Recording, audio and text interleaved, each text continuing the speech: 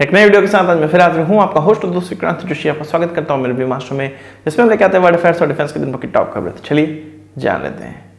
अगर आप भी हमारी किड्स वाली टी शर्ट्स खरीदना चाहते हैं तो अभी हमें व्हाट्सएप करिए। हमारी मेंस टी शर्ट्स भी आई हुई हैं, जिसमें कि आइंस्टाइन, गगनयान, अन्य डिजाइन भी आपको मिल जाएंगे। व्हाट्सएप करिए, आपकी स्क्रीन के सामने व्हाट्सएप नंबर दिख रहा होगा। बात करते हैं जो नई सरकार बनने वाली है। एनडीए की सरकार फिर से बन रही है, बहुत खुशी की बात है। खुशी की बात इसलिए नहीं है कि मैं एनडीए की सरकार या कांग्रेस की सरकार या किसी का सपोर्टर हूं। खुशी की बात यह है कि एनडीए की सरकार बनने से डिफेंस लवर्स को बहुत ही ज्यादा खुशी हो रही है। वो आपको भी हो रही होगी, क्योंकि हम जानते हैं कि अगर एनडीए की सरकार रहेगी तो डिफेंस सेक्टर में बहुत ज्यादा काम होगा। 10 सालों में हम लोग काफी काम देखा है और अब आगे 5 साल और ज्यादा काम होने वाला है। और नई सरकार से हमें नई उम्मीदें हैं और नई उम्मीदों में हम लोग ये जानेंगे कि कौन कौन से नए प्रोजेक्ट या नई खरीद होने वाली है, जो कि बहुत बड़ी और भारत के लिए बहुत अहम खरीद है। और अगले 5 साल तक मैं आपको पकाने आता रहूंगा, क्योंकि डिफेंस में नए नए काम होते रहेंगे।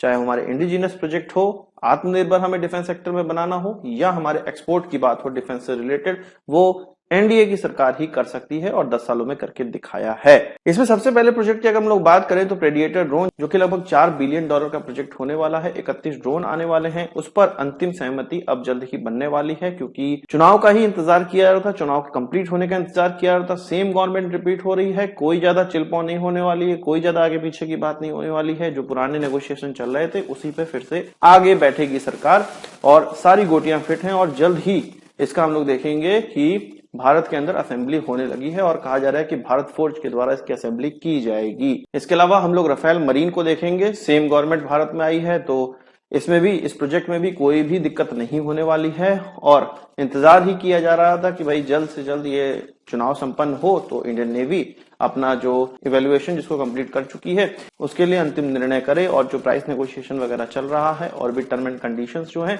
वो सारी चीज कंप्लीट की जाए और जल्द से जल्द इसका भी ऑर्डर प्लेस किया जाए। साथ ही साथ हम लोग तेजस प्रोग्राम को देख ही रहे हैं, जो कि बहुत समय से अधर पे लटका हुआ था और विगत 6 से 7 सालों में इसमें बहुत ज्यादा तेजी आई है। उसमें और भी ज्यादा हम लोग तेजी देखेंगे। साथ ही साथ हमारे इंजन प्रोजेक्ट में भी हम लोग बहुत ज्यादा तेजी देखने वाले हैं। इसके अलावा ब्रह्मोस के एक्सपोर्ट, और हम देखेंगे कि कई एक्सपोर्ट हमें मिलेंगे और आगे आने वाले समय में हम लोग देखेंगे 4-5 देशों को एटलीस्ट इसके एक्सपोर्ट होते हुए इन 5 सालों में। क्योंकि जो पुराने रिलेशन बने हुए हैं 10 सालों के अंदर, जो पुराने रिलेशन बने हैं जो कि एक्सपोर्ट को बढ़ावा देते हैं, वो अब फिर से प्रगाढ़ होंगे। और फिलीपींस तो भारत की तरफ हाथ फैलाए खड़ा ही है चाइना के खिलाफ। अन्य देश भी चाइना के खिलाफ भारत के साथ अलाइन होने वाले हैं। बहुत से प्रोजेक्ट हमें 5 सालों के अंदर देखने को मिलेंगे। आपका क्या कहना है इस नई गवर्नमेंट पे? कमेंट बॉक्स में जरूर बताइएगा।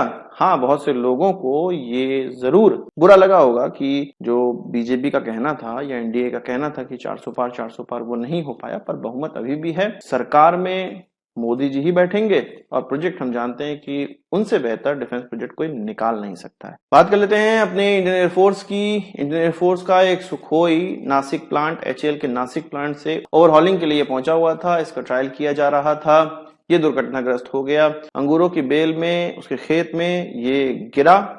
असल में इसमें पहले ही खराबी डिटेक्ट कर ली गई थी और इसको उड़ाने वाले जो हमारे टेस्ट पायलट थे वो दोनों ही सेफली इजेक्ट हो चुके थे। एयरक्राफ्ट को डिच किया गया और वो खेत में जाकर गिरा। इसकी जानकारी हमारे एक व्यूअर ने हमें व्हाट्सएप पर दी। आपके पास भी अगर कोई डिफेंस रिलेटेड कोई जानकारी हो, हमारा व्हाट्सएप नंबर आपके स्क्रीन के सामने है, आप हमें व्हाट्सएप में बता सकते हैं आपके नाम के साथ। हम ये जानकारी अपने वीडियो में शेयर करेंगे। तो मेन स्ट्रीम मीडिया में आने से पहले ही ये खबर उनके द्वारा हमें बता दी गई थी।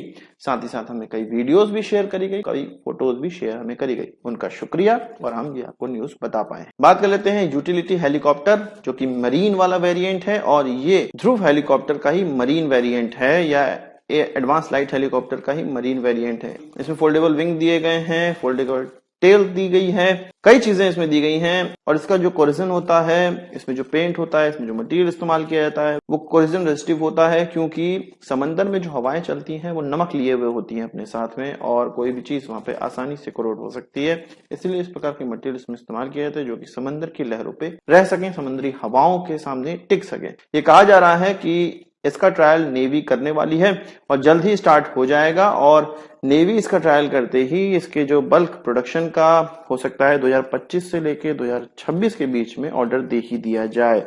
60 की संख्या में इन हेलीकॉप्टर्स की आवश्यकता है। इसका expression of interest already Indian navy की तरफ से जारी किया जा चुका है। डिफेंस एक्विजिशन काउंसिल में भी इसको आगे बढ़ाया जा चुका है। तो बस इसका ट्रायल होना है और ये सफल होते ही इसका जो ऑर्डर है इंडियन नेवी की तरफ से दे दिया जाएगा। बात कर लेते हैं पाकिस्तान की। हम जानते हैं कि पाकिस्तान के द्वारा FC-31 जो कि चाइना की तरफ से स्टिल्स एयरक्राफ्ट अपना कहा जाता है और अत्याधुनिक एयरक्राफ्ट कहा जाता है। ये ट्विन इंजन एयरक्राफ्ट है जो कि पाकिस्तान खरीद रहा है। साथ ही साथ इसको पाकिस्तान के अंदर बनाने का प्रयास भी वो करेंगे। ये ट्विन इंजन वाले 5th जनरेशन एयरक्राफ्ट जिसको कहा जाता है वो एयर कॉम्बैट के लिए बनाए गए हैं और चीन के द्वारा बहुत तेजी से पाकिस्तान को प्रोजेक्ट किए जा रहे हैं। 2030 में जब JF-17 यानी कि जंग फाइटर 17 पाकिस्तान के अंदर जो पेंट किया जाता है उसकी प्रोडक्शन लाइन 2030 में जब बंद की जाएगी, रिटायर की जाएगी, खत्म की जाएगी, तभी कहा जा रहा है कि FC-31 को बनाने का प्रयास पाकिस्तान की तरफ से किया जाएगा और चीन से कहा जाएगा भाई ये एयरक्राफ्ट हम खरीद तो रहे हैं, साथ ही साथ पाकिस्तान में इसको बनाने भी हमें दिया जाए, पेंट भी हमें करने दिया जाए, जिस तरह से JF-17 को करने दिया जाता है। चाइना मुझे जहां तक लगता है कि जरूर से तैयार हो जाएगा, पर चाइना की एक शर्त हो सकती है क्योंकि यहाँ पर WS-13 इंजन जो कि JF-17 में इस्तेमाल अगले वेरिएंट्स में होगा और चीन के द्वारा WS-13 इंजन डेवलप किया गया है जो कि FC-31 में लगता है। उसको पाकिस्तान को कहा जाएगा कि JF-17 के अगले वेरिएंट्स में तुम इसका इस्तेमाल करो, रशियन इंजन का इस्तेमाल मत करो। तो इस शर्त पे हो सकता है कि FC-31 का प्रोडक्शन पाकिस्तान के अंदर करने की अनुमति दे भी दी जाए। और शर्त क्या, ये तो पाकिस्तान की मजबूरी है। जो चीन बोलेगा वो इंजन वो इस्तेमाल करने को मजबूर है और कोई उनके पास अवसर है नहीं। और अब नई सरकार में आप क्या डिफेंस रिलेटेड प्रोग्रेस देखना चाहते हैं, कमेंट बॉक्स में बताइएगा। हम आपके विचारों का इंतजार कर रहे हैं। आपको ये वीडियो कैसी लगी कमेंट बॉक्स में जरूर बताइएगा। आज की वीडियो के लिए बस इतना ही। आशा करता हूं आपको वीडियो पसंद आया होगा। आप उसको एक बड़ा थम्स अप जरूर देंगे। नमस्कार, थैंक यू, जय हिंद।